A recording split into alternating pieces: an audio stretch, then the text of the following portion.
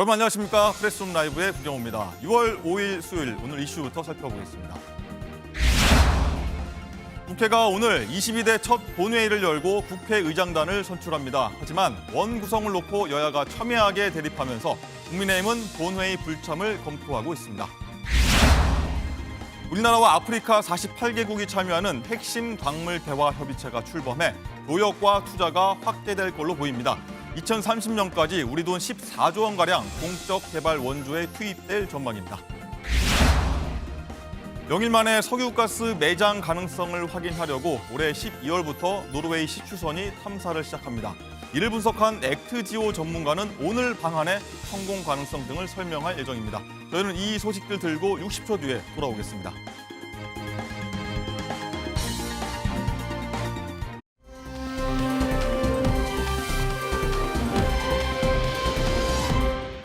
네, 저희 유튜브 채팅창에서 토론하시면요. 시청한 재미가 2배, 3배죠. 많은 참여 바라겠습니다. 네, 오늘은 훈훈한 주제로 저희가 시작해 보려고 합니다. 열정을 다해서 달리는 우리 학생들을 만나볼까 하는데요. 자, 시련이 있었지만 이겨내고 경찰과 프로 골프 선수라는 꿈을 향해서 나아가는 친구들이라고 합니다. 저희 산업부 정혜린 기자와 함께합니다. 어서 오십시오. 안녕하십니까? 네, 정 기자, 열정을 가지고 미래를 준비하는 친구들 누군가요? 네, 좀 어려운 일이 있었지만 의지를 다지고 꿈을 향해 나아가는 씩씩한 친구들을 제가 직접 만나고 왔는데요. 네, 처음으로 만나볼 친구는 바로 용인에 사는 중학교 2학년 최의영 학생입니다. 이 프로골프 선수가 목표인데요. 마침 이번 달이 호국 보훈의 달인데 이 친구는 지난 2010년 천안함 피격 사건으로 순직한 해군 2함대 최정환 상사의 딸입니다. 네. 안타까운 사건이 벌어졌던 당시에는 그 친구가 태어난 지 불과 석 달 된 아기였다고 합니다. 이 아버지와 함께 찍은 사진을 보면 두 자녀가 정말 붕어빵이죠. 그러네요. 네, 이 귀여운 아기는 이제 씩씩하고 멋진 예비 프로 골퍼로 자랐습니다. 제가 훈련 현장을 직접 가봤는데요. 이 초등학교 6학년 때 골프를 시작해서 이제 3년 차인데 샷을 점검하는데 힘이 넘치고요. 또 퍼팅하는 모습도 사뭇 진지하죠. 네, 드라이버 힘차게 날립니다. 네, 의연 학생이 직접 당찬 꿈을 말했는데 한번 들어보시죠. 아빠 나이만큼 32번 우승하고 은퇴할 생각 중이에요. 골프하면 박세리 이런 것처럼 골프하면 최의영이라는 이름이 나오면 좋겠는 그런 골퍼가 되고 싶어요. 네, 이 학생의 롤모델은 로리 맥길로이 선수라고 하는데요. 언젠가는 그 선수처럼 의영 학생이 멋지게 우승할 날을 제가 기다려보겠습니다.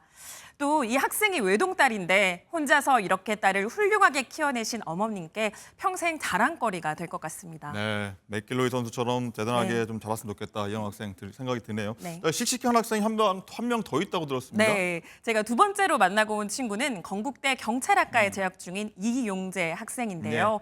이 학생의 아버지는 지난 2015년 순직한 경기 화성서부경찰서의 이강석 경정입니다. 이 안타깝고 충격적이었던 뉴스를 기억하시는 분들도 계실 텐데 이 경정은 총기 사건에서 더 이상의 피해를 막기 위해서 누구보다 먼저 나선 분입니다. 이 아들에게는 더없이 다정한 아버지이자 시민들에게는 몰래 봉사활동까지 했던 따뜻한 경찰관이었습니다. 네. 그런데 이렇게 아버지의 뒤를 이어서 경찰관을 꿈꿨을 때는 정말 고민도 컸을 것 같아요. 그런데 왜 이런 꿈을 선택하게 됐는지 제가 직접 들어보겠습니다. 사회 안정과 질서 유지하는 아빠를 보면서 이제 나도 경찰이 되고 싶다라는 생각이 됐고 아빠 뒤 따라가면서 공부하고 있으니까 좋게 봐줬으면 좋겠습니다. 네, 처음에는 이 용재 학생의 꿈에 반대하시던 엄마도 이제는 아들의 진심을 알고 응원하고 계셨습니다. 지금 당장 제복을 입고 현장에 투입돼도 범인을 잡을 정도로 아주 듬직한데요. 그렇네요. 네, 공부하러 독서실에 갈 때는 심지어 휴대전화를 아예 집에 두고 다니는데 너무 기특하죠. 이 용재 학생의 형도 사실 같은 경찰이라는 꿈을 꾸고 있다고 하는데 이 두 형제가 멋진 경찰이 돼서 현장에서 활약할 날을 기다려보겠습니다. 네, 정말 영웅들의 자녀들 정말 대견하게 컸다 이런 생각이 드는데 자 그런데 이 꿈나무들이 성장할 수 있도록 돕는 곳이 있다고 합니다. 네. 어떤 곳이죠? 바로 이 친구들이 지원한 곳은 롯데장학재단인데요. 그렇군요. 이 롯데장학재단을 운영하는 사람은 장혜선 이사장입니다. 이 장혜선 이사장은 바로 롯데 신격호 명예회장의 외손녀인데요. 이 어제 바로 이 친구들에게 신격호 나라사랑 장학금을 지급했는데 순직하거나 부상당한 영웅들의 희생정신을 계승하고 자녀의 자긍심을 향상하기 위해서 마련된 장학금입니다. 도대체 왜 이런 장학 사업을 하고 있는지 제가 장 이사장을 만나서 직접 자세히 들어봤습니다. 그 할아버지는요, 나라를 위해 헌신한 분들에 대해서 굉장히 감사함을 갖고 계셨어요. 그런 헌신이 없다면 나라가 이렇게 발전할 수 없다라고 하셨거든요. 나라를 위해서 돌아가신 분들의 자녀들을 가장 첫 번째로 저희가 신경을 써야 된다고 생각합니다. 네, 많은 분들이 아시다시피 신격호 회장은 일본에서 유학을 하고 또 사업을 하면서 여러 어려움에 부딪혔던 기억이 있을 텐데 이 고국에 대한 마음이 남달랐다고 합니다. 그래서 이런 장학금도 탄생한 것으로 보입니다. 네, 내일이 마침 현충일 아닙니까? 네. 자, 국가를 위해 희생하신 분들에게도 감사하고 그 가족분들에게 또 감사할 수 있는 시간이 될 것 같습니다. 자, 어쨌든 지금까지 얼마나 이 많은 학생들이 장학금을 받은 건가요? 네, 사실 이 장학금은 2015년부터 지급됐는데요. 네. 지금까지 받은 학생만 2,700명이 오, 넘고 예. 또 누적액도 65억 원이 넘어섰다고 합니다. 아주 많은 숫자죠. 또 특히 어제 서울 송파구 롯데 월드타워에서는 이 장학생들이 모여서 부모님을 기리는 뜻깊은 시간을 가졌다는데요. 사실 앞에서 만나보신 두 학생이 직접 아버지께 쓴 편지를 읽었습니다. 사실 제가 만났을 때는 이 의젓하기만 했던 용재 학생도 울음을 터뜨리면서 현장이 잠시 눈물바다가 되기도 했습니다. 그 이야기를 잠시 들어보시죠. 국민의 생명을 보호하기 위해 누구나 들어가기 두려웠을 현장에 들어가신 아버지를 존경스럽고 대단하다고 느끼게 되었습니다. 아버지 덕분에 이런 장학금을 받을 수 있게 되어 감사하고 네, 재단에서는 앞으로도 이 장학 사업을 발전시킬 거라고 하는데요. 제가 장 이사장에게 다시 한번 이 장학금이 학생들에게 또 우리 사회에 어떤 의미였으면 하는지 들어봤습니다. 부모님의 숭고한 희생을 기리며 이 장학금을 통해서 학생들이 저는 자부심을 좀 가지고 환경을 좀 이기는데 그나마 조금 힘이 되었으면 하는 그런 바람입니다. 네, 장학금을 계기로 여러분들도 조금 더 관심을 가지고 국가를 위해서 희생한 국가 유공자와 그 가족들을 모두 함께 기리는 기회가 됐으면 좋겠습니다. 네, 우리 영웅의 자녀들이 사회에 관심뿐만 아니라 기업에 더 큰 선행이 더해졌을 때 씩씩하게 성장할 수 있겠습니다. 네, 저 인터뷰 내용 들으니까 네. 어딘가 좀 뭉클하다 이런 네, 생각도 그렇죠. 드는데 어쨌든 이 다른 기업들도 이런 사회공헌 활동 많이 했으면 좋겠는데 좀 다른 기업들도 많이 하고 있나요? 어떤가요?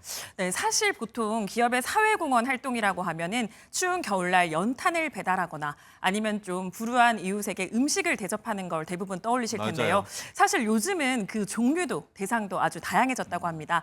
제가 재밌는 사례를 몇 가지 취재해봤는데요. 먼저 HD 현대는 직원들이 목소리 기부에 나섰다고 합니다. 이 전문 성우로부터 직접 트레이닝을 받고 동화책을 낭독해서 다문화 가정에 전달했다고 하네요.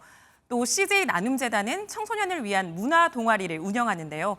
방송이나 요리같이 이런 분야에서 청소년이 직접 창작자가 되어서 기획부터 작품 완성까지 할 수 있게 도와줍니다. 또 대보그룹은 시민들이 벙커에서 씨름을 하고 잔디에서 가수 공연을 볼 수 있도록 무료 공연 콘서트를 열고 있는데요.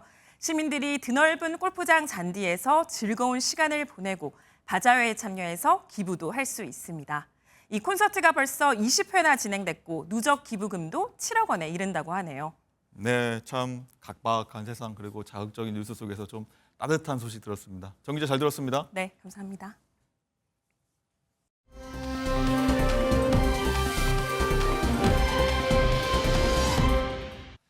네, 정치권 소식도 한번 알아보도록 하겠습니다. 오늘 22대 국회 첫 본회의가 열리는데 아직까지 양당 원구성 협상이 평행선을 달리고 있습니다.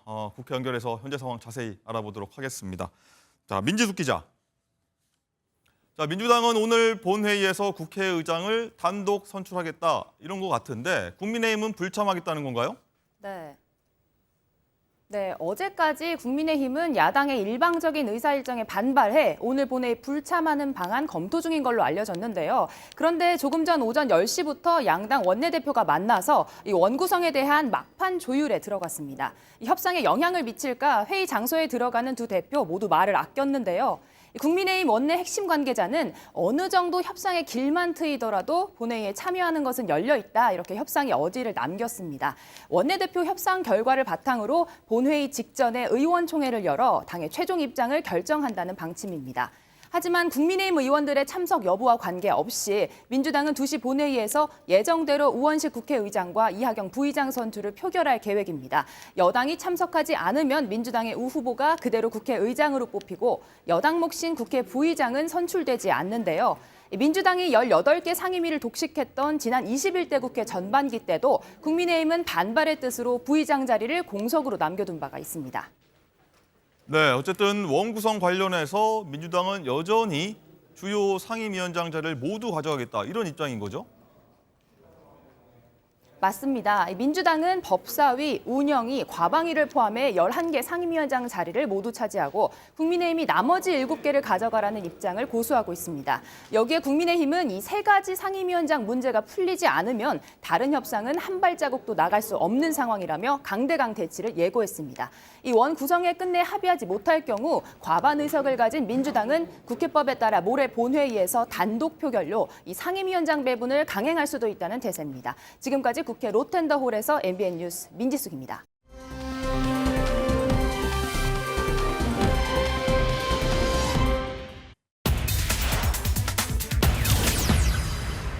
더는 못 참아. 자, 김정숙 여사의 인도 방문 논란에 김 여사가 직접 대응에 나섰습니다. 자, 악의적인 공세라면서 관련자들에 대한 법적 조치를 취하겠다. 이런 입장인데요. 자, 장 기자, 김 여사가 누굴 대상으로 고소를 진행하겠다는 건가요? 구체적인 고소 대상이 밝혀지지는 않았습니다. 하지만 특검법을 발의한 윤상현 의원 그리고 자료를 통해서 의혹을 제기한 박수영 의원 그리고 배현진 의원이 포함이 될 것으로 보입니다. 네. 문재인 정부 당시에 이 청와대 국정기획 상황실장이던 윤건영 의원 입을 빌려서 현재 입장을 계속 나타내고 있는 상황인데요. 윤 의원에 따르면 김정숙 여사는 6,292만 원의 식비 의혹에 대해서 강하게 부인하면서 통상적인 전용기 기내식으로 식사를 했다는 입장인데 윤 의원의 목소리 직접 들어보시죠. 김정숙 여사는 관련된 사람들에 대한 법적 조치를 취하기로 했다는 것을 밝힙니다. 아무리 전임 대통령의 배우자가 공적 지위에 있다 하더라도 이 같은 가짜 뉴스를 더 이상 묵과하는 것은 우리 사회와 정치 발전에 도움이 되지 않는다는 고민하에 무겁게 내린 결정입니다. 법적으로 조치하신다고 하셨는데 고소 대상이 정확히 어떤 분이죠? 구체적으로 누가 될지는 저희가 법적 검토를 한 다음에 구체적인 대상을 정할 겁니다. 혐의는 뭐 명예훼손 이외에 다른 혐의 검토하십니까? 주되게는 명예훼손이라고 생각을 하고 있고요. 그냥 단순한 명예훼손이 아니라고 생각합니다. 대한민국의 국익을 해치는 중차대한 범죄 행위라고 생각을 합니다. 한인도 관계가 얼마나 엉망이 되었습니까? 인도 모디 총리 얼굴을 볼 수 없을 지경 아니겠습니까? 네, 고소 대상은 아직 검토 중이다라고 밝히고 있는데, 자, 김병민 전 최고위원님, 예. 자, 그동안 김 여사가 굉장히 침묵해 왔었습니다. 그런데 갑자기 이렇게 나선 이유, 또 강경하게 나선 이유, 어떤 이유라고 보십니까? 본인 입장에서는 명예가 훼손되고 있는 사안들이 가짜 뉴스로 점철돼 있다고 판단하는 것 같습니다. 윤건영 의원의 얘기를 들어보면요. 네. 하지만 국민들께서 궁금한 건 문서에 나와 있는 식대 비용들이 있는 것이고 물리적인 계산하면 한 끼당 비행기를 타고 가면서 40만 원이 넘는 식대로 계산될 수밖에 없는데 여기에 대한 내용이 사실이 아니면 진실은 무엇인지를 밝혀야 되지 않습니까? 근데 진실에 대한 얘기는 온데간데 없이 사라지고 국익을 해친다. 그래서 이 사실을 바로잡기 위해 명예훼손 등의 고소를 하겠다 그러면 결국은 법정 다툼으로 이 뉴스를 더 키울 뿐이라고 생각합니다. 만약에 국민의힘 의원을 대상으로 전직 대통령의 배우자, 영부인이 고소고발을 진행하게 된다면 이 이슈가 끝나는 것이 아니라 앞으로 계속 살아있는 뉴스가 될 것이고 인도 타지마할 방문뿐 아니라 김정숙 여사의 해외 방문 등에 대한 일들로 더 번져나갈 수 있을 텐데 과연 정무적으로 올바른 판단인 것인지 다시 한번 고민해 보는 게 어떨까 생각합니다. 예. 자, 김상희 부대변인. 네. 자, 전 영부인이 이렇게 고소에 나서는 건 네. 굉장히 이례적이고 그런 적이 있었나 하는 생각도 드는데 억울한 점이 굉장히 좀 많았던 것 같습니다. 그러니까 본인이 억울하니까 이렇게 하겠죠. 예. 고소가 진행이 되면 사실상 재판부에서는 사실 확인을 다 할 수 있지 않습니까? 그러니까 본인은 뭐 기내식이 비쌌든 뭘 했든 통상적인 식사를 했고 본인이 거기에 관여하지 않았기 때문에 이런 어떤 비난이 억울하다라는 생각을 가지신 것 같아요. 그러면 이 비난을 하는 사람들도 보다 좀 더 정확하게 그러면은 기내식비가 비싸다고 하더라도 그러면 비싸진 거에 김정숙 여사가 전 영부인이 예. 관여를 했는지 그 부분도 얘기를 해줘야 되지 않겠습니까? 죄송합니다. 그래서 제가 볼 때는 이 불법 여부나 이런 부분이 명확하게 드러나고 혐의가 합리적인 의심이 될 때 강하게 비난을 하는 게 낫지. 지금은 지금 언론 플레이용 굉장히 선정적인 이슈 이런 걸로 좀 점철되는 것이 아닌가 이런 우려가 좀 있는 게 사실입니다. 네, 그렇군요. 자, 김병민 최고. 여기서 네. 좀 궁금한 거는 국민의힘 의원들은 지금 보면은 어떤 자료를 가지고 지금 의혹 제기를 계속 하고 있지 않습니까? 네. 자료를 갖고 의혹 제기를 하는데 명예훼손으로 일단은 건 상황. 명예훼손이 성립이 된다고 보십니까? 어떠십니까? 그 누가 봐도 공익적 목적이죠. 국민의 세금이 들어가 있는 상황이었고 전직 대통령 배우자, 대통령과 영부인으로 활동했던 사안에 대한 검증 과정이기 때문에 이런 내용을 명예훼손으로 만약에 처벌받게 된다면 예. 대한민국 정치가 온전하게 살아남을 수 있겠습니까? 오히려 역으로 야당이 지금 여당을 향해서 대통령실을 향해서 제기하고 있는 수많은 일들에 대한 일들이 명예훼손으로 똑같은 방식이 진행된다면 과연 대한민국이 어떻게 될까 이런 생각도 해보게 됩니다. 예. 정작 중요한 건 인도 방문으로 도종환 문체부 장관 단장으로 최종 정리가 돼 있던 상황들을 중간에 김정숙 여사로 바뀌게 된 상황도 석연치 않고 김정숙 여사가 직접 함께 인도에 갔기 때문에 타지마을 방문이 늘어나고 또 전용기로 바뀌었던 석연치 않은 부분들이 국민들 입장에서는 궁금하고 이를 대신해서 묻고 진실을 밝히는 게 국회의원의 책무 아닙니까? 네, 김정숙 여사가 조금 너무 감정적으로 이 문제를 접근하기 시작하게 된다면 끝없는 정쟁의 장으로 아마 김정숙 여사뿐 아니라 문 전 대통령까지 다 빨려 들어갈 수 있다고 생각합니다. 예, 김창희 부대변인. 일단 네. 문 전 대통령 측은요. 윤석열 정부가 유리한 자료만 풀면서 의도적으로 흠집내기 하고 있다. 네. 이런 좀 주장을 하고 있고요. 윤건영 의원이 그러면 윤 대통령 내외 순방 기내식 비용도 다 밝히라. 이렇게 얘기를 하고 있는데 같이 비교해야 된다. 이게 맞다고 보십니까? 어떠십니까? 그러니까 아까도 말씀을 드렸지만 김정숙 여사가 이 기내식 뭐 이런 비용의 어떤 증가 이거에 관여했다거나 이런 게 없다면 통상적인 대통령의 순방이나 이런 데 들어가는 비용이라고 봐야 되는 게 맞지 않겠습니까? 그러면은 이게 죄송합니다. 통상적이 아니라면 비난을 받아야 되겠지만 통상적이라면 비난받을 일이 없는 거예요. 네. 그렇기 때문에 밝혀라. 밝히면 이게 나는 관여한 적이 없고 이게 통상적으로 이런 식으로 회계 처리가 되든 아니면 기내식이 제공이 되든 이러는 거 아니겠느냐라는 억울한 심정에서 그런 얘기를 저는 하는 것 같고요. 네. 지금 자료를 선별적으로 이렇게 내는 것이 저는 무엇을 위한 건지 저는 모르겠어요. 이게 자료를 내고 정부가 예산을 잘못 집행했다라고 하는 거면 예산 집행 책임자들을 불러서 따져 물으면 됩니다. 근데 그렇지 않고 김정숙 여사의 무슨 이게 관광이었다 뭐 이런 식으로 지금 비난을 하잖아요. 그러니까 명예훼손이 되는 거예요. 그러니까 지금 자료 명예훼손이 된다고 자체는 보시는 입장이시군요. 그러니까 자료 자체를 뭐 내는 거는 명예훼손이 안 될 수 있겠죠. 네. 그렇지만 이 지금 여행 목적으로 갔다, 관광 목적으로 갔다 이렇게 얘기하는 거는 저는 충분히 명예훼손이 된다고 봅니다. 왜냐하면 그 당시에 신남방 정책이 굉장히 중요한 정책으로 여겨졌었고 그 다음에 여사가 가는 것이 더 뭔가 그 배려를 하는 차원에서 갔다는 것도 사실일 수 있지 않습니까? 우리 한번 복기를 해보시면 우리 윤 대통령 취임식에 누가 왔죠? 세컨 젠틀맨이 왔습니다. 예? 대통령 부인도 아니고 부통령의 남편이 왔어요. 그런데도 저희가 이거는 배려를 한 것이다 막 이렇게 얘기를 했잖아요. 근데 왜 김정숙 여사가 간 거는 배려가 아니고 미국의 세컨 젠틀맨만 배려를 하는 모습이 되는 거죠? 저는 충분히 통치 행위로서 외교적 차원에서 배려로서 부인이 갔을 수 있다라고 저는 충분히 보고요. 단지 국민이 볼 때 좀 비난할 만한 여지, 비판할 만한 여지가 있다고 저는 보는데 그 부분에 대해서는 김정숙 여사 측이 좀 성실하게 답변을 할 필요는 있다고 봅니다. 네. 왜 타지마할을 가게 됐는지 등등 있잖아요. 네. 그런 것들은 조금 더 본인이 나와서 얘기를 할 필요는 있다. 물론 지금은 전원을 통해서 설명은 하고 있어요. 예. 기내식도 통상적인 것만 먹었지는 더 먹은 거 없다라고 얘기했기 때문에 그리고 간 것도 사실은 모디 총리의 어떤 제안 때문에 배려 차원에서 갔고 그런 타지마할도 그쪽에서 제안해 갔다 이런 설명은 있었습니다. 예. 자, 이어서 하나 질문 드리겠습니다.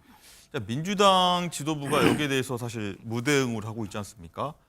김정숙 여사나 문 전 대통령 입장에서는 좀 아쉬울 것 같습니다. 적극적으로 공세에 취해주면 좋을 것 같은데 무대응하고 있다. 자, 친명계 지도부와 친문계 간 이 개파 심리 이런 얘기가 나오고 있는데 맞습니까? 어떻게 보십니까? 그런 게 일부는 있겠죠. 일부는 있겠지만 더 큰 이유는 상대의 의도에 말리지 않겠다 이런 게 훨씬 큰 것 같습니다. 기본적으로 김정숙 여사의 특검을 얘기하고 있고 그런 것들이 좀 말이 안 된다고 좀 보는 부분이 있는 것 같아요. 그렇기 때문에 이것을 계속해서 당이 나서서 키우면 김건희 여사 특검에 물타기 의도에 우리가 스스로 걸어 들어가는 것이다. 그래서 코끼리는 생각하지만 뭐 이런 거 우리 얘기하지 않습니까? 네. 그래서 이슈를 키워줄 필요가 없다라는 생각이 조금 더 크지 않나 이런 생각이 듭니다. 알겠습니다. 자, 김건희 여사 수사, 검찰 수사 상황으로 한번 넘어가도록 하겠습니다. 자, 장가 기자, 일단은 김건희 여사를 검찰이 소환해야 한다. 실무팀, 수사팀에서도 마찬가지로 수사해야 한다. 이쪽으로 좀 무게가 실리고 있다고 해요. 김건희 여사 소환 필요성에 대해서 이원석 검찰총장이 법 앞에 성역이 없다라고 말했었는데요. 이 총장은 최근 주변에 김 여사에 대해서 법 절차상 필요성이 있다라는 취지로 원칙론을 강조했다고 합니다.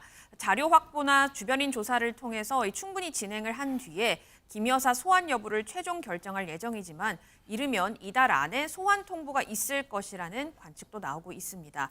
또 도이치모터스 주가 조작 수사팀에서도 지난해 말 김 여사 측에 이 소환 조사가 필요하다는 입장을 전달했다고 하는데요. 일각에서는 김 여사를 여러 번 부를 수 없으니까 두 가지 의혹을 한꺼번에 조사할 수 있다는 목소리도 나왔고요. 또 사안마다 조사 방식, 시점이 달라질 수 있고 특히 이 선물 수수에 대해서는 청탁금지법이 공직자의 배우자를 처벌할 조항은 없기 때문에 서면 조사로 끝날 수 있다는 분석도 나오고 있습니다. 네, 이달 말에 소환 조사가 이뤄질지 한번 지켜봐 보도록 하겠습니다.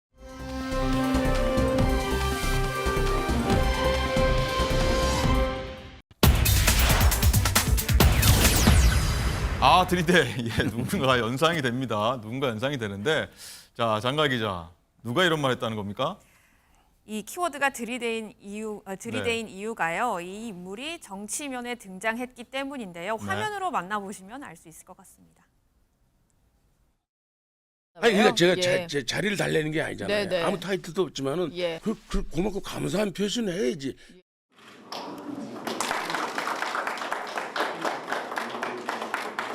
이게 분명 메인 컷이겠지?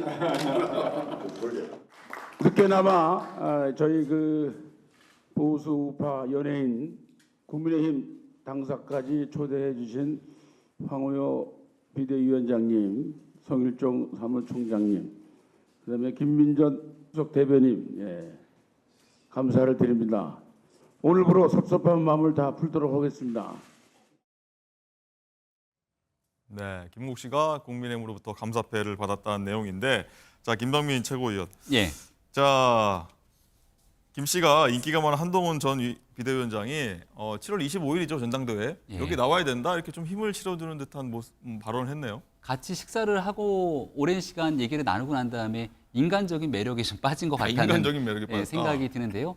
처음에 이제 다소 아쉬움을 피력하지 않았습니까? 섭섭해 이랬죠. 선거 끝나고 나서 아무도 찾지 않는다. 그 이상으로 당이 김문국 씨를 비롯한 분들에게 고마움을 표시했고 또 한동훈 위원장은 개인적으로 만나서 식사를 하고 나서 보니 한동훈 위원장이 싸울 줄 아는 사람이다라고 하는 메시지, 또 왜 한동훈 위원장이 나와서 이 당의 역할을 해야 되는지 등을 김문국 씨가 얘기를 하는 걸 보니까 아마 한동훈 위원장이 전당대회에 나오면 같이 함께 손잡고 뛰지 않을까 뭐 이런 생각까지 드는데 네. 일단 당이 지금 워낙 활기를 잃어버린 상태거든요. 한동훈 위원장 또 여러 사람들이 김문국 씨까지도 지금 활력이 없는 국민의힘에 뭔가 새로운 좀 그런 가능성들을 보였으면 좋겠다라는 한 목소리를 내지 않을까 생각합니다. 네, 어쨌든 김국 씨와 한 전 위원장이 지난주에 식사를 했다고 합니다. 그래서 김국 씨가 여기서 한 전 위원장이 했던 말을 내놨다고 하는데 조금 전에 얘기한 말씀과 좀 비슷하다고 하는데 직접 한번 들어보시죠. 기억에 남는 말 이런 거는 뭐가 있을까요? 저는 몸이 왜소하고 네. 가볍게 우습게 볼 그런 사람이 아니라는 걸 느꼈어요. 예. 저는 할 말은 하는 사람이고 네. 그다음에 싸움도 할 줄 아는 사람이다. 자신 있는 모양이에요. 네. 김상일 네. 부대변인께 여쭤보겠습니다. 야, 나는 싸울 줄 아는 사람이다 이렇게 얘기했다는데 네. 자, 김웅 씨가 어디 나가서 이런 얘기를 할 줄 알고 아마 염두에 두고 했던 말 같기도 하고 아니면 네. 뭐 본인의 마음을 진짜 얘기한 걸 수도 있는데 자, 전당대회 당대표 출마를 염두한 발언일까요? 글쎄요, 그렇게 지금 점점 보여지는 쪽으로 흘러가고 있죠. 그렇지만 저는 이런 말씀을 드리고 싶습니다.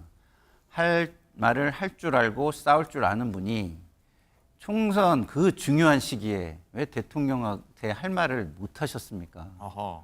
할 말을 하셨으면 총선에서 조금 더 좋은 결과가 나왔을 텐데. 할 말 했기 때문에 좀 갈등이 불거졌던 거 아닌가요?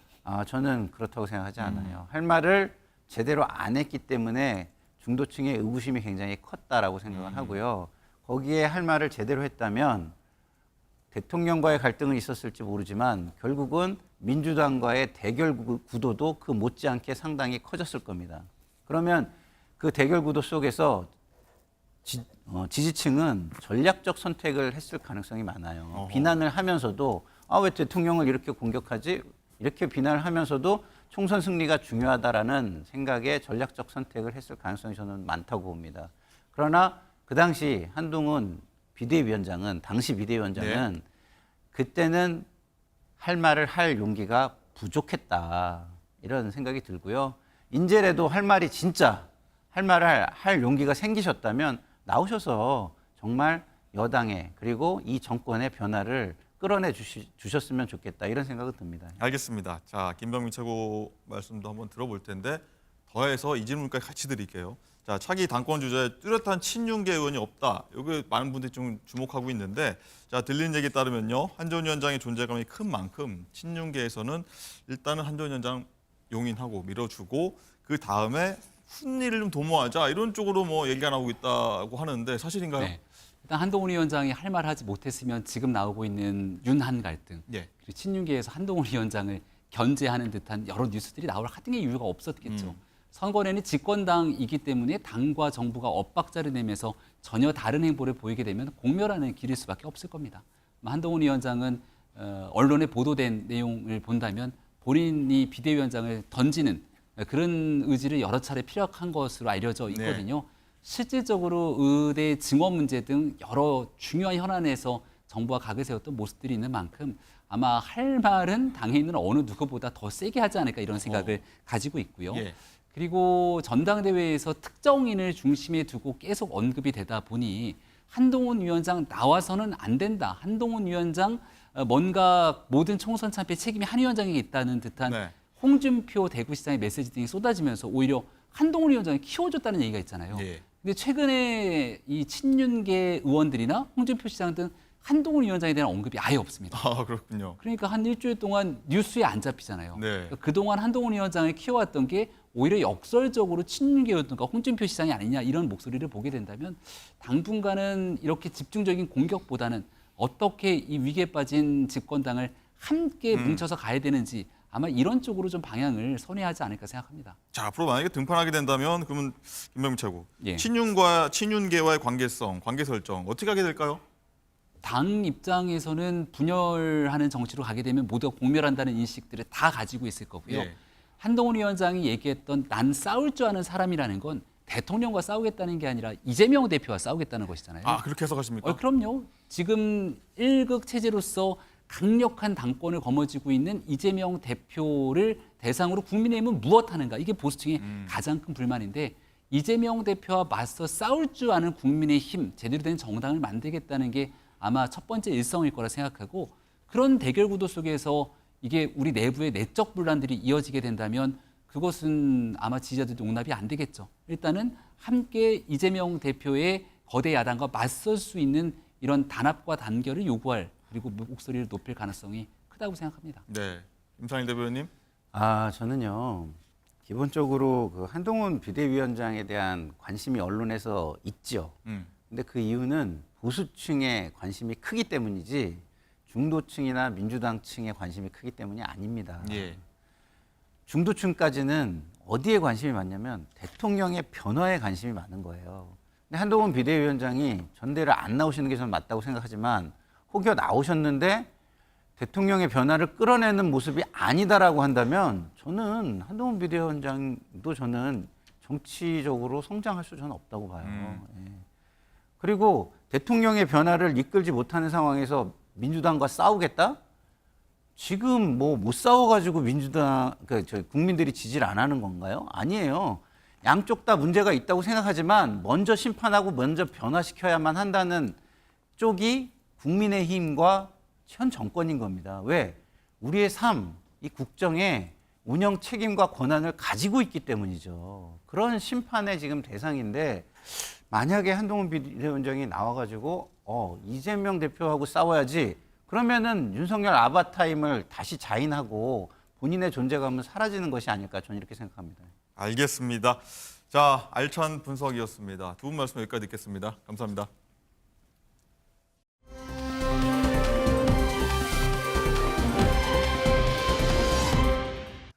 자, 이번엔 동해 영일만 석유 탐사 및 시추 관련 소식으로 이어가겠습니다. 자, 140억 배럴에 2,200조 원으로 예상되죠. 자, 이 비밀 프로젝트명은 대왕고래. 자, 탐사는 올해 12월부터라고 합니다. 자, 오늘은 석유 매장량을 추정한 미국의 액트지오 전문가가 방한한다고 합니다. 자, 안정모 기자 보도 보시고 전문가와 여러 궁금증 풀어보도록 하겠습니다. 동해 심해가스전 시추 후보지로 7곳이 있고 그중 가장 유력한 곳 비밀 프로젝트명은 대왕고래로 파악됐습니다. 예상 자원량이 많고 성공 확률이 높아 이름을 그렇게 지은 건데 가장 먼저 탐사에 들어갈 것으로 보입니다. 7곳 후보지 모두 극비 철통 보안을 위해 명태, 오징어 등 해양 생물 이름으로 지어졌는데 모두 6-1광구 안에 있는 것으로 알려졌습니다. 포항에서 40km에서 또 100km 사이에 있는 지역에 저희가 7개 유망 사이트를 저희가 지정을 했고요. 1차 시추 자체는 그 7개 사이트 중에 성공률과 자원량을 감안해서 정할 것으로 생각을 합니다. 정부는 시추 전문 기업인 노르웨이 시드릴사와 지난달 계약을 맺었고 시추선은 삼성중공업이 지난 2008년 건조한 웨스트 카펠라로 12월부터 40일간 사용할 예정입니다. 한편 매장량을 추정한 액트지오의 본사 주소가 미국의 다소 허름한 주택가인 점이 알려지면서 전문성에 대한 논란이 일기도 했습니다. 액트지오의 설립자 비토르 아브레우 박사는 한국석유공사의 자문 요청에 따라 오늘 방한합니다. 아브레우 박사는 정부 관계자를 만난 뒤 기자회견을 열어 분석 결과의 과학적 기준과 근거를 설명할 예정입니다. MBN 뉴스 안정모입니다. 네, 그럼 전문가와 이와 관련한 궁금증 풀어보도록 하겠습니다. 자, 이덕환 서강대 화학과 명예교수 전화로 연결합니다. 자, 이 교수님 나와 계십니까? 예, 안녕하십니까? 네, 안녕하십니까? 네, 그럼 첫 번째 저희 리포트 말미에 나온 내용부터 한번 여쭤보겠습니다. 자, 매장량을 분석한 미국 업체 액트지오 좀 입방아이 많이 오르고 내리고 있는데 이 업체에 대한 말들이 좀 나오고 있습니다. 업체 외관이 구멍가게 수준이다, 뭐 페이퍼 컴퍼니 아니냐 이렇게 우려하고 있는데 결국은 실력이 관건 아니겠습니까? 네. 글쎄요, 좀 답답합니다. 대통령께서는 그 액트지오라는 회사가 세계적 수준의 최고의 전문성을 갖춘 그 전문기관이라고 소개를 하셨는데 실제로 인터넷에서 확인할 수 있는 사실은 그런 주장하고는 상당히 거리가 있는 것 같습니다. 지금까지 알려진 이야기는 이분이 그 세계적인 석유 회사의 그 뭐 부문장을 지냈다 뭐 이런 정도의 그 이야기가 나오고 있는데 우리가 알고 싶어 하는 거는 이분이 과연 그 액트지오라는 기업의 그 대표로서 지금까지 어떤 실적을 쌓았는가를 확인할 수 있도록 해줘야 되는데 그 부분이 안 되고 있는 거 그런 준비를 전혀 안 하고 그냥 단순히 일방적으로 세계 최고 수준의 전문성을 갖췄다라는 그 일방적인 주장만으로 국민을 설득할 수 있을 거라고 생각했던 그 산업부의 입장이 참 안타깝습니다. 그렇군요. 자, 이 아브레우 박사는 남미의 가이아나 금색이 최고 시추공이라고 거기를 발견했다 이렇게 알려지고 있죠. 예. 자, 이 액트지오에 저명한 아브레우 박사가 조금 전 방한했다고 소식이 들리고 있는데 곧 기자회견도 갖는다고 하니까 지켜보도록 하겠고요. 자, 그리고 올해 12월부터 탐사 시추에 들어간다고 하는데 노르웨이의 시드릴이라는 업체와 440억 원에 계약했다고 합니다. 자, 경험이 많은 업체겠죠?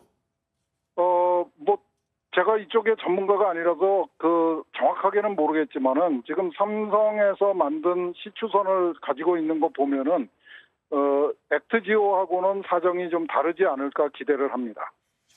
그렇군요. 네. 자, 어쨌든 이 프로젝트명이 대왕고래라고 합니다. 그리고 올 연말에 7곳의 후보지를 하나씩 시추하겠다고 하는데 하나 뚫는데 1,000억 원 든다고 합니다. 정부는 한 5번 안에 성공하리라 자신하고 있는데 5번만 해도 5천억이거든요. 개인적으로는 좀 희망적으로 좀 보고 계십니까? 어떠십니까? 뭐 희망은 가지고 싶지요. 성공했으면 좋겠습니다. 예. 그런데 지금 정부가 주장하고 있는 20% 성공률의 근거가 뭔지는 도대체 알 수가 없습니다. 그거보다 훨씬 더 탐사가 쉬웠던 수심 한 150m 정도에서 탐사를 했던 동해 가스전 1, 2 그 경우에도 11번 만에 성공을 했습니다. 예. 그런데 그거보다 훨씬 더 깊은 곳에 있는 수심 1km 이상의 위치에 있는 지금 경우에 5번 만에 시추를 완성할 수 있을 거다라는 주장은 선뜻 그렇게 인정하기가 어렵네요.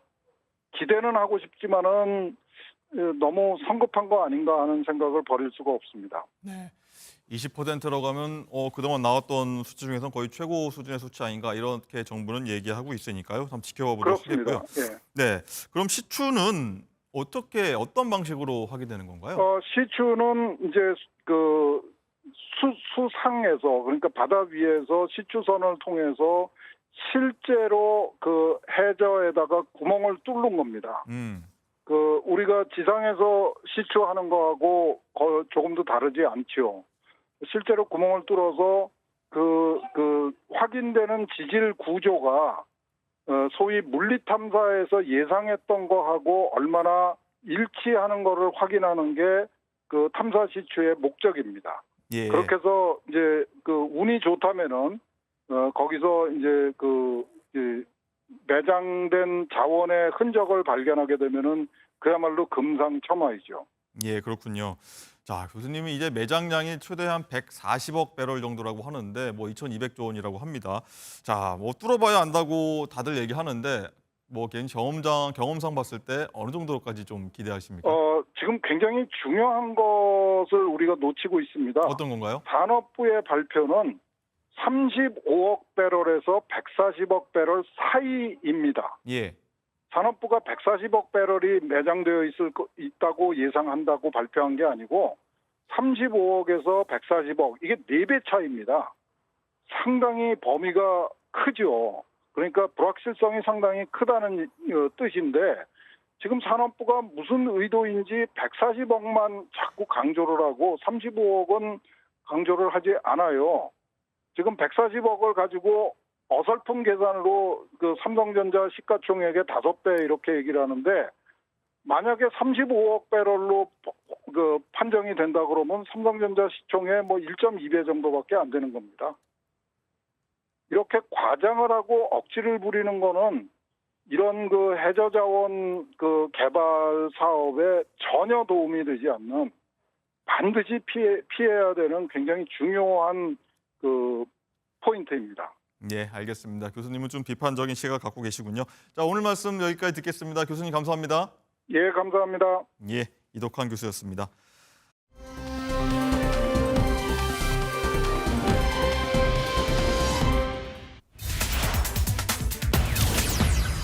네, 억대 변호사비 얘기입니다.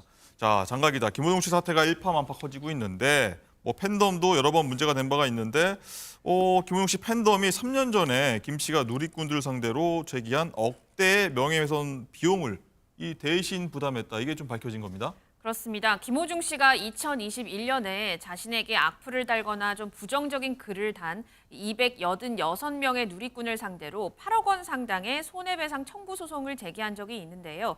한 언론 취재에 따르면 앞서서 김호중 씨의 공식 팬카페를 중심으로 2020년 11월 소송을 위한 모금 활동이 펼쳐졌고 김호중 씨 소송을 맡은 법무법인에 이 모금액이 전달된 정황이 드러났다고 합니다. 바로 이 공식 팬카페에 총 참여 신청자 3,381명, 그리고 총 2억 6,800만 원의 모금액이 모였다라는 글이 게재가 됐던 겁니다. 네, 이웅혁 교수님. 자, 현재도 김 씨가 지금 악플러들을 대상으로 고소를 준비라고 하더라고요.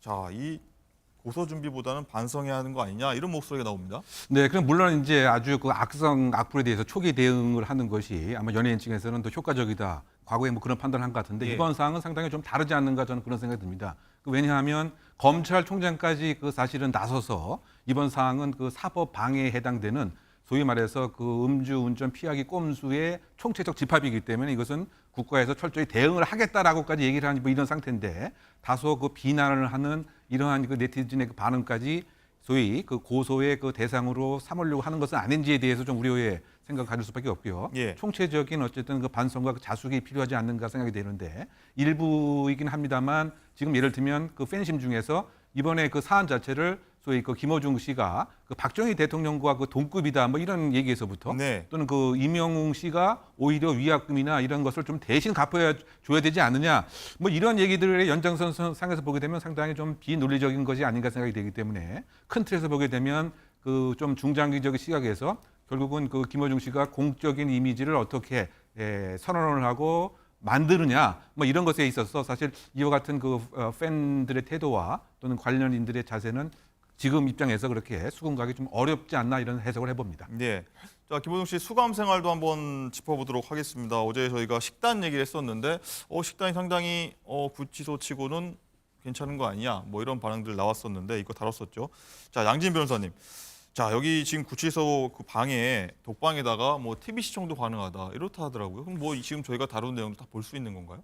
일단은 지상파 방송에 한해서만 그리고 특정 시간에 대해서만 이제 TV 시청이 가능합니다. 그렇군요. 허용된 시간에만 가능한 것이고요. 일단은 이제 구치소고 교도소는 아니기 때문에 강제 노역에 동원이 되는 건 아닙니다. 다만 이제 재판이라든지 아니면 본인이 수사를 받는 대상자의 경우에는 구치소에 머물다가 이제 호송 차량으로 이동해서 이제 수사를 받게 되는 것이고요. 김호중 씨의 경우에 말씀해주신 것처럼 경찰 단계에 있을 때, 경찰서 유치장에 있을 때에도 이제 혼자 이제 지냈는데요. 구치소로 이동한 이후에도 독방에 지금 수감되어 있는 걸로 알려져 있습니다. 왜냐하면 구치소의 경우에는 사실은 이제 혼거를 할 수 있는 방도 있습니다. 하지만 김호중 씨의 경우에 이제 다른 사람들이 굉장히 잘 쉽게 알아볼 수 있는 유명한 사람이고 또 사회적으로 굉장히 많은 관심을 받는 그런 사건의 당사자이기 때문에 혹시나 혼거 수용을 하게 되면 뭔가 분란이 발생할 수도 있고 아니면 본인의 이제 심경 변화에 의해서 어떠한 좀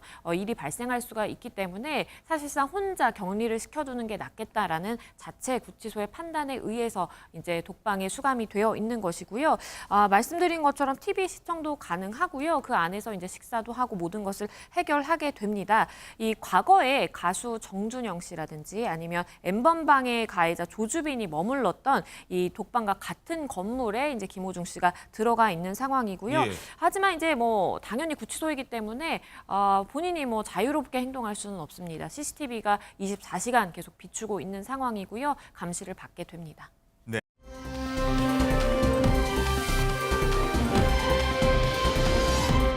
자, 밀양 집단 성폭행 사건입니다. 2004년 벌어진 일인데 많은 분들 지금 굉장히 공분사고 있는 내용이라서 저희가 한번 다뤄보도록 하겠습니다.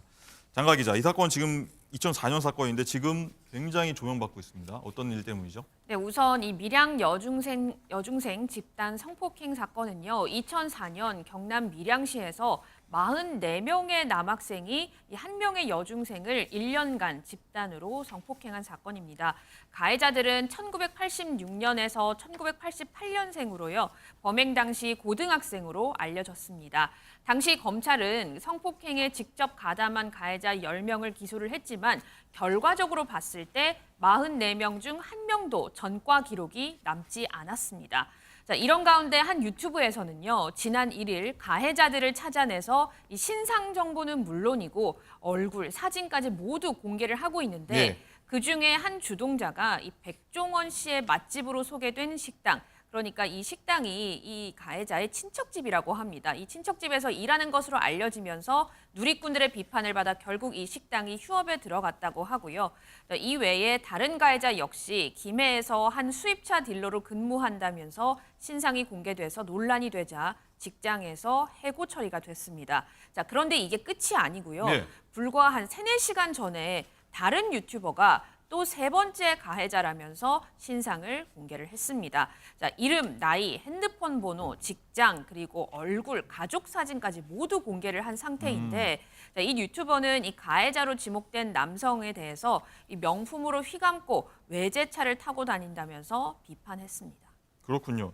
이게 사실 드라마화가 돼서 저도 봤던 기억이 났고 굉장히 저도 함께 공부를 샀던 기억이 나는데 자, 이금옥 교수님, 44명이 이 가담자 44명이 전과가 하나도 없다. 피의자만 굉장히 억울한 상황이 됐었죠. 유튜브가 잇따라 공개했고 파장이 굉장히 커질 것 같습니다. 네, 그렇습니다. 사실은 이제 그 44명이 아마 그 시기에 소년법의 특혜를 봐서 지금 전과 기록이 안 남았다라고 하는 것은 결론적으로 보게 되면 모두 다가 소년부에 송치됐기 때문이라고 저는 생각하는데요. 그렇다고 본다면 그 당시에 이제 검찰, 경찰, 법원이 이와 같은 사항을 제대로 판단하지 못했던 그러한 것이 20년 지금 지나고 나서 하나의 그 후폭풍으로 작동되고 있는 것 같습니다. 그래서 지금 잠깐 설명하신 바와 같이 그중에서 주도적인 역할을 했던 그 38세, 37세의 사람이 맛집에서 근무를 하고 있는데 결국은 주동자는 이렇게 편안하게 삶을 살고 있고 뭐 딸에 대한 애정도 표현한 반면 피해자는 사실상 그 모든 심신상실에서부터 인격적인 삶이 지금 와해가 된 이러니까 어쨌든 형평성, 공정한 정의에 너무 반하는 뭐 이런 것 때문에 사적 제재가 시작된 것 같고요. 또 마찬가지로 그 딜러 역할을 하고 있는 또 다른 그 주동자 그 역시 외제차가 3대가 있다. 그러니까 너무 지금 뻥뻥거리면서 사는 이런 모습에 분노를 하고 있는 이런 모습인 것인데요. 결국은 사적 제재가 지금 계속 진행 중인 것인데 암만 그와 같은 이제 정확한 판단과 적정한 처벌이 없었던 것이 지금 그 사적 제재를 과연 정당화시킬 수 있겠느냐 이런 점에서는 우리가 좀 고민을 해봐야 될 대목입니다. 네, 어쨌든 말씀하신 대로 사적 제재 허용 범위 놓고 논란이 있는데 양진 변호사님 여기에 대해서 어쨌든 많은 분들이 보시기에는 더 공개했으면 좋겠다 이런 생각 가질 법하지만 말씀하신 대로 사적 제재 범위 이거에 따라서 좀 문제가 생길 소지가 있을 것 같긴 해요. 맞습니다. 법적으로 말씀드리자면 사적 제재의 경우에 내가 아무리 뭔가 정의감을 가지고 공익적인 좋은 목적을 가지고 했다라고 하더라도 이것은 본인이 형사처벌의 대상이 될 수 있는 위험한 행동이기 때문에 조심을 하셔야 됩니다.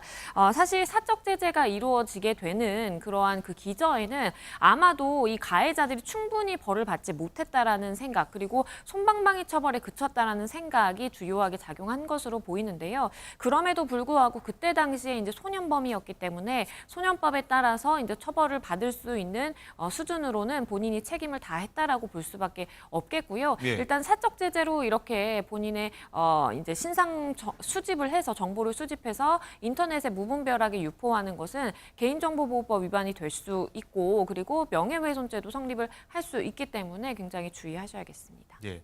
자, 그리고 장가 기자, 가해자 아까 44명이라고 했죠. 이들이 뭐 서로 정보를 뭐 제보하고 있다고 하는데 이건 무슨 내용입니까? 그 아까 말씀드렸던 이 유튜버가 지금 신상을 공개하고 있지 않습니까? 그런데 이 가해자 중에 몇 명이요. 내가 다 말을 할 테니까 내 신상만 좀 공개하지 말아달라. 이런 식으로 요청을 하고 있는 겁니다. 해당 유튜버는요. 아직 폭로되지 않은 가해자들이 유튜버에게 계속 사과를 하면서 내가 그때 당시에 알고 있는 사실 그리고 다른 사람들의 신상에 대해서 다 털어놓을 테니까 내 신상은 공개하지 말아달라고 계속해서 호소 중인 것으로 알려지고 있습니다. 자, 가해자 대부분이 사실 1986년에서 1988년생, 그러니까 30대 후반 정도의 나이니까요. 만약에 자신들의 이런 신상들이 공개가 되게 되면 뭐 가족들이나 아내, 자녀들이 또 충격을 받을 것을 우려한 게 아니냐 이런 해석이 나오고 있는 부분이고요. 또 유튜버는 그래서 저한테 사과하지 마시고 사과를 하려면 피해자에게 다시 사과를 해라 이렇게 되받아쳤습니다. 예. 자, 이 교수님. 얘기 듣다 보니까 막 저도 모르게 좀 화가 끓어오르고 뭐 시청자분들도 아마 비슷한 생각이실 겁니다. 정말 처벌할 방법이 없습니까? 그러니까 지금 입장에서는 뭐 다시 이거 뭐 소위 말 재심을 청구하는 뭐 이런 사항도 아닌 것이고요. 예. 왜냐하면 일단은 그 시점에서 그 법적인 절차대로 진행이 되었던 거죠. 다만 지금 상당히 그 빈판을 가할 수 있는 그런 또 사항이 몇 가지가 있는데 그 당시에 이제 그 경찰의 그 수사 그 방법 자체가 그 피해 그 중학생을 데려다 놓고 40여 명의 그 고등학생들이 누가 성폭행을 했느냐 바로 그 면전에서 지적하게끔 하는 이런 상당히 그 야만적인 수사를 했다고 하는 이런 예. 점들 그리고 또 그 검사 역시 왜 그거 같이 당하고 나서 밀양에는 또 왔느냐 뭐 이런 얘기 또 그 주민들 역시 꼬리를 쳐서 그랬다 뭐 이런 그 이야기들 뭐 등등을 보게 되면 소위 말해서 2차 피해가 너무 지극하게 발생이 되었던 그런 상황이고 그래서 아마 2차 피해에 대한 국가 배상이 이 사건으로 처음 사실 그 이루어지게 되었죠. 그 피해자에 대한 그 안전 보호, 인권 보호가 이루어지지 않았다고 하는 이런 차원에서 당사자에게 4천만 원, 어머니에게 1,000만 원, 5천만 원 처음 이제 배상이 그 이루어졌던 것인데요. 그리고 지금 어떻게 본다면 그 44명이 예를 들면 14명은 공소권 없음으로 그 당시에 결론이 났습니다. 네. 왜냐? 합의를 해서 처벌을 원치 않는다고 하는 의사표현을 했기 때문에 그 당시에 이제 성폭행 그 죄는 친고죄에 해당이 되기 때문에 그런데 이 합의가 진정한 의미의 합의였느냐 이런 점에서 문제가 있고요. 또 합의금을 사실 그 받아갔는데 그 가족 간의 그 분쟁이 또 있었고 그 합의금도 이 피해 여학생에 의해서 쓰여지기보다는 다른 목적으로 뭐 쓰여진 이런 점들 그 종합하게 되면 형사 정의가 제대로 그 이루어지지 않았기 때문에 이것에 지금 현재 시민들이 공분을 사고 분노하고 있는 상황으로 해석됩니다. 네, 양진 변호사님. 당시 가해자 부모 발언 그리고 밀양 일부 주민들 황당한 발언이 또 여기에 2차적으로 좀 충격을 좀 주고 있는 겁니다. 그렇죠. 아무리 20년 전에 있었던 사건이라고 하더라도 이렇게 성범죄에 대한 인식이 이 정도였나라는 생각을 개인적으로 좀 했는데요. 가해자의 부모입니다. 피해자의 부모가 아니라 가해자의 부모가 한 언론과 인터뷰에서 왜 내가 피해자 가족에게 미안한 마음을 가져야 하느냐라면서 우리가 또 역시나 피해를 입었다라고 이야기를 하기도 했고요. 딸 자식을 잘 키워야지 애가 와서 이렇게 꼬리를 치면 안 넘어갈 남자애가 어딨냐라면서 오히려 억울하다라고 호소를 한 것까지 지금 보도가 되고 있는 상황이어서 황당합니다. 그렇습니다. 더 많은 국민들이 공분을 사고 있습니다. 예. 자, 어떻게 해결될지 그리고 유튜버는 또 어떤 좀 공개를 하고 또 처벌을 피해가면서 공개를 할지 이 부분도 좀 궁금한 대목이긴 합니다.